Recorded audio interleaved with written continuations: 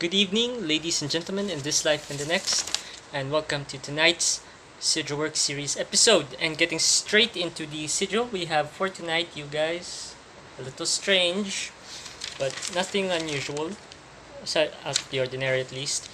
Tonight's sigil reads as knowing my limits brings improvements to my life, and balance brings harmony to my being. The card draw message and the card reading from last week all talked about knowing how to balance your life, everything you're doing, your work, your personal life, knowing when to stop, and focusing also on your own health. That you want to build. It's okay to build something, but knowing when to also manage and focus on yourself and your health is also important. And the card draw message, which said that knowing your limits when to stop doing something is the mark of a good leader. This sigil is all of that combined.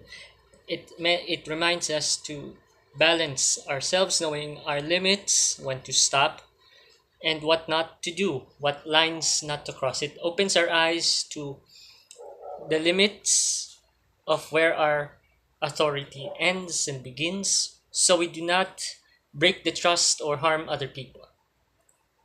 As well as also reminding ourselves that our health is important, just as important. Something to remind, to keep us grounded. That's the core attribute of the sigil. Something to keep us grounded in reality so that we do not over overwork ourselves.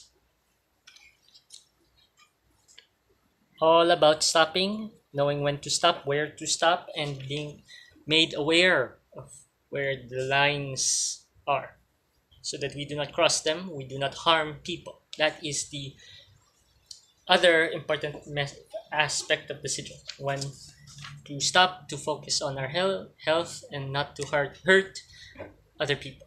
That was tonight's Sigil Work Series episode, a very important sigil and a very useful one in our when life gets hectic.